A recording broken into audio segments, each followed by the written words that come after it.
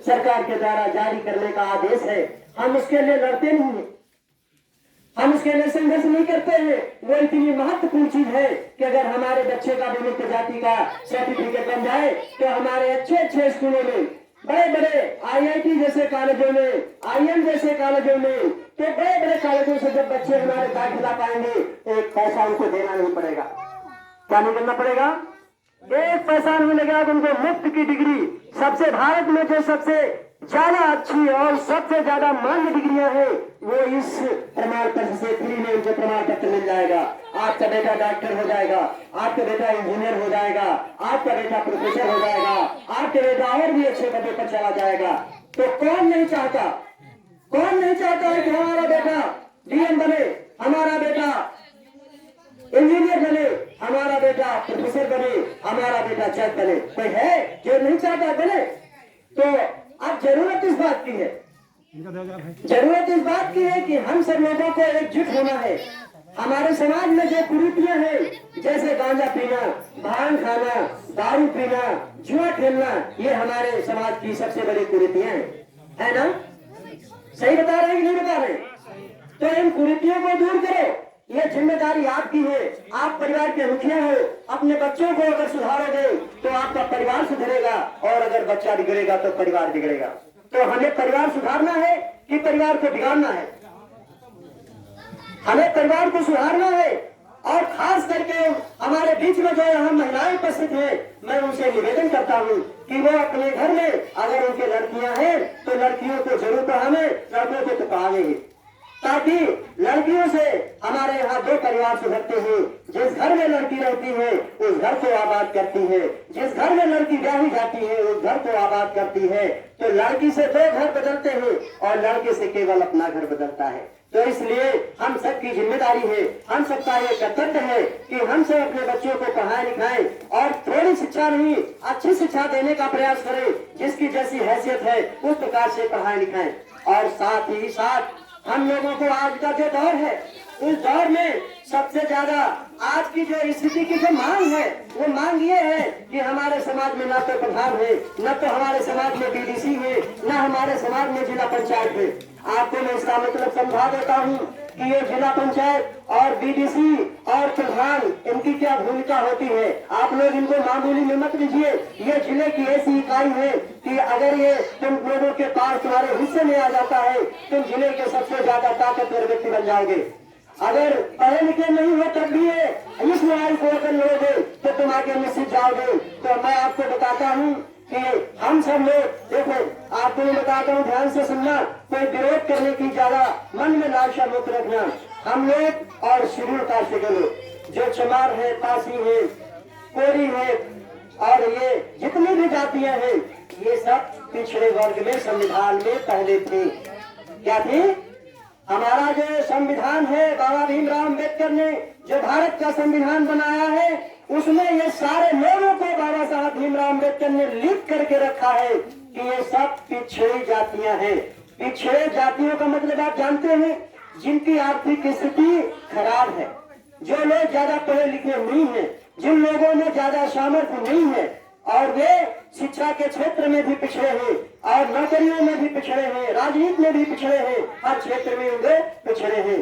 तो आप लोग जानिए, ये चालाकी के द्वारा इस कांग्रेस ने 2004 में, आप समझिए, पहले इस कांग्रेस ने 2004 में उसको दो भागों में विभक्त कर दिया। किसमें? एक पिछड़ा वर्ग बना दिया और एक अनुसूचित जाति का वर्ग बना दिया। दो जगह बांटा। क्यों बांटा? इसलिए बांट दिया कि ये दोनों अलग अलग हो जाएंगे तो लड़ते रहेंगे, और जब ये दोनों लड़ेंगे तो हम राजनीति उनके ऊपर करेंगे। तो एक वर्ग को बांट करके वर्ग में वर्ग बना करके जब रहेंगे तो कुछ लोग मेरी तरफ रहेंगे, कुछ लोग दूसरी की तरफ बढ़ जाएंगे। तो आप याद रखिए कि हमारे समाज में जो SC बिरादरी के लोग हैं, OBC बिरादरी के लोग हैं, ये सब पिछड़े वर्ग के लोग हैं। समझ में आ रहा है कि नहीं? 2004 से ये परिवर्तन हुआ है, संविधान में बहुत परिवर्तन कर दिया लिखा पढ़ी करके। तब से इन लोगों में, फिर उसके बाद तुम लोगों को पिछड़े वर्ग में रख करके अति पिछड़ा वर्ग भी बना दिया। बनाया कि नहीं बनाया? मतलब एक तो पिछड़े है, उसमें अति पिछड़ा बना दिया, और तुम्हारे ही एक पिछड़ा वर्ग में, तुम्हारे ही पिछड़े वर्ग में 10% EWS बना दिया। और वो 10% का लाभ कौन ले रहा है? दिखाई दे रहे हैं। ब्राह्मण, ठाकुर और लाला जो सामान्य वर्ग में आते हैं, ये आपका 10% खा रहे हैं, आपके बच्चों का हिस्सा खत्म कर रहे हैं। आप कमजोर हो जाओगे, आपकी ताकत एक दिन ऐसा आएगा। मैं आपको याद दिलाता हूँ, लोधी समाज के ऊपर जितना अत्याचार इस समय हो रहा है, शायद किसी समाज पे इतना अत्याचार नहीं हो रहा। ये बात बताइए, सही है कि गलत है? हाथ उठा के करिए।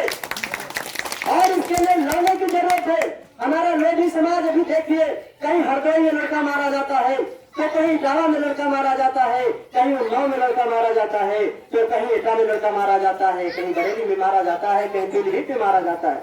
आपको खबरें मिलती रहती है। तो ऐसा क्यों है? आप लोगों ने कभी सोचा कि ऐसा क्यों हो रहा? वो इसलिए हो रहा है कि जिनके परिवारों में संख्या अधिक है, जिनकी जातियों की संख्या अधिक है, अगर उन लोगों में मारपीट करके इसी तरह दहशत फैलाई जाएगी तो लोग डरेंगे, और डर करके जो हम कहें वो करेंगे। ऐसा इसलिए किया जा रहा है। और वो तब होता है जब राजनीति का अवसर नजदीक आता है। जैसे कि एक प्रधानी के चुनाव, बीडीसी के चुनाव, जिला पंचायत के चुनाव आ रहे हैं, तभी ये घटनाएं घटित हो रही हैं। उसके पीछे का कारण ये है कि वो सामंतवादी लोग जो हमसे नफरत करते हैं, जो हमें आगे बढ़ने नहीं देते हैं, हमारी जमीनों पे कब्जा करते हैं, हमारे मकानों पे कब्जा करते हैं, हमारी बहन बेटियों पे कब्जा करते हैं, उन्हें भगा ले जाते हैं, उनके साथ बलात्कार कर देते हैं, उनको अपने पति बना लेते हैं और उनको घर से भगाने का काम करते हैं। ये सब हमारे समाज में ज्यादा आजकल हो रहा है। आप लोग सावधान रहिए और ये ध्यान दीजिए कि आने वाले समय के लिए हम सब लोग मिल करके अगर इसको संभालेंगे नहीं, हम सब लोग एकजुट नहीं होंगे, संगठित नहीं होंगे, तो आने वाला दिन हमारे समाज के लिए बहुत बुरा होगा। और हमारे बच्चे, हो सकता है कि हम लोगों को फिर गालियां दें कि हमारे जो पूर्वज थे उन लोगों ने हमारे लिए कुछ नहीं किया। आज हम लोग 3 साल से यही कारवां चला रहे हैं। हमारे यहाँ देखो, ना तो पुलिस में कोई दिखाई पड़ता है, थाने पर जाइए लोधी नहीं मिलेगा, कप्तान के यहाँ जाइए थाने में लोधी नहीं मिलेगा, तहसील जाइए वहाँ लोधी नहीं मिलेगा, ब्लॉक जाइए वहाँ लोधी नहीं मिलेगा। जब लोधी पढ़ेगा नहीं तो लोधी मिलेगा कहाँ? लोधी पढ़ेगा नहीं तो लोधी मिलेगा कहाँ? इसलिए जब आपका कोई होगा ही नहीं तो पहले किसका काम होता है? माँ घर में होती है, खाना बनाती है, तो सबसे पहले खाना अपने लड़के को देती है। हमारे समाज के लोग जहाँ भी जिस विभाग में है, अगर वो है, उनको पता चल जाता है कि ये हमारा लोधी समाज का व्यक्ति है, तो सबसे पहले वो कोशिश करता है कि हमारे समाज का काम करता है कि नहीं करता है। आप भी सोचते हो हम लोग आए हैं आपके समाज के हैं, आपको मुझसे हम डरती है, तभी तो इतने लोग समाज से लगाव है ना, लगाव बहुत है, लेकिन इस लगाव से काम नहीं चलेगा कि हम थोड़ी देर के लिए समय तो दे दें, उसके बाद फिर हम सब फिर भूल जाएं। क्या कह के गए हम लोग, क्या करना है हम लोगों को, ये दिमाग में रहना चाहिए। अगर हमेशा रहेगा तो आगे वाले समय में तुम्हें याद दिलाता रहेगा और वही काम करते रहोगे। तो मैं आता हूँ कि हमारे जो इस बन्नावा की धरती में